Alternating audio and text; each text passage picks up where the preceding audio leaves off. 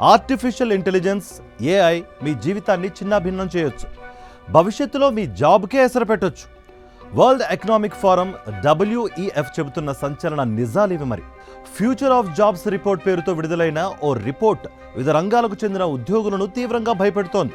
ఇంతకీ ఆ రిపోర్ట్లో ఏముంది? ఏఐ కారణంగా ఎవరి జాబ్స్ రిస్క్లో ఉన్నాయి? మీరు డేటా అనలిస్టా?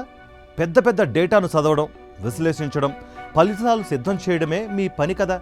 కానీ మీరు గంటల పాటు చేసే పని ఇప్పుడు ఏఐ కొన్ని క్షణాల్లోనే చేసేస్తోంది.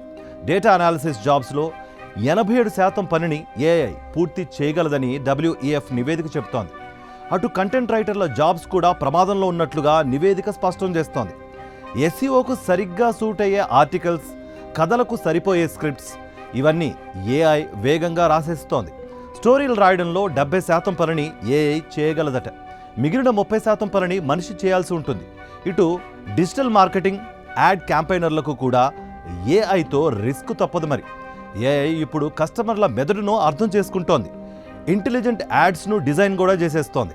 బ్రాండ్ల రీచ్ కోసం ఆటోమేటెడ్ కంప్లైంట్లను రూపొందిస్తోంది. 66% పనిని ఏఐ ఇప్పటికే చేసేస్తోంది. అటు ప్రోగ్రామింగ్ అన్నది చాలా టాప్ టెక్ స్కిల్ మరి. కానీ దీన్ని కూడా 61% వరకు ఏఐ రీప్లేస్ చేసేస్తోంది. GitHub Copilot, ChatGPT code, interpreter లాంటి ఏఐ టూల్స్ కూడా రాసేస్తున్నాయి. ఇవి కొత్త సొల్యూషన్స్ కూడా ఇచ్చేస్తున్నాయి మరి. అటు ఇప్పటి వరకు స్టాక్ మార్కెట్ను అర్థం చేసుకోవడానికి నిపుణుల సలహాలు అవసరం ఉండేది.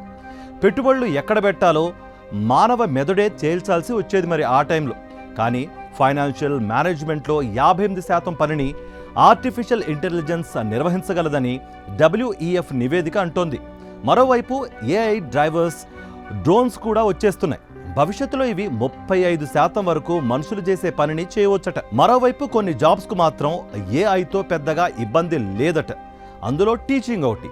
విద్యార్థుల మనస్తత్వాన్ని అర్థం చేసుకుని పాఠాలు చెప్పడం అన్నింటికంటే ముఖ్యం. కేవలం 20% మాత్రమే టీచర్లు చేసే పనిని ఏఐ చేయగలదని WEF రిపోర్ట్ చెబుతోంది.